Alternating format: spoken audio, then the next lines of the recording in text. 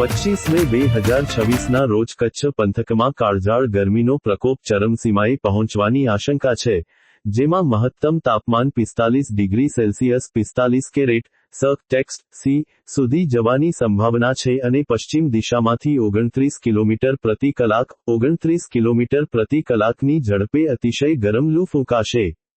આ ગંભીર હવામાન પરિસ્થિતિને ધ્યાનમાં રાખીને ખેડૂત મિત્રોએ પિયત વ્યવસ્થાપનમાં સર્વોચ્ચ સાવચેતી રાખવી।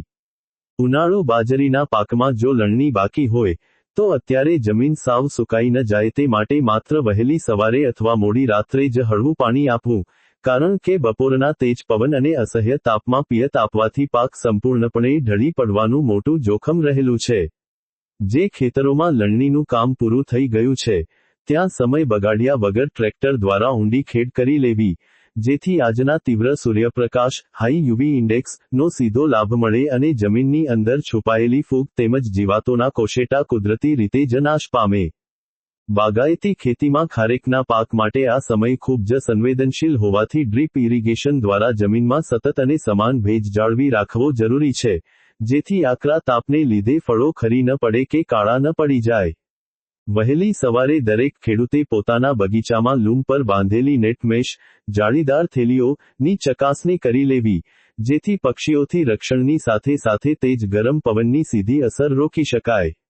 શાકભાજીના પાકોમાં લાલ કથીરી, સ્પાઇડર માઇટ્સ અને ચૂસિયા જીવાતોનો ઉપદ્રવ ખૂબ ઝડપથી વધી શકે છે, જેના નિયંત્રણ માટે બપોરના તાપ પહેલા વહેલી સવારે લીમડાના તેલના 1% દ્રાવણનો અથવા ખાટી છાશનો છંટકાવ કરવો હિતાવહ છે।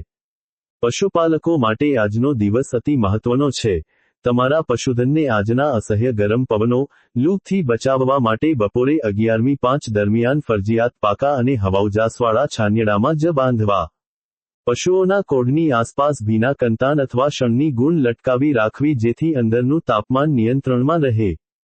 પીવાના પાણીના હોજને બપોરે સીધા તડકાથી ઢાંકીને રાખવો અને પશુઓને દિવસમાં 5-6 વખત એકદમ સ્વચ્છ, તાજું અને ઠંડુ પાણી ઉપલબ્ધ કરાવવું, તેમજ પાણીમાં ORS અથવા સહેજ મીઠું ગ્લુકોઝ ઉમેરવું જેથી પશુઓમાં પાણીની અછત ન સર્જાય।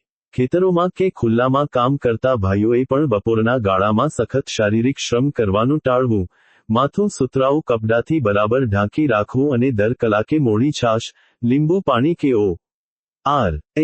ORS ના દ્રાવણનું સેવન કરતા રહેવું।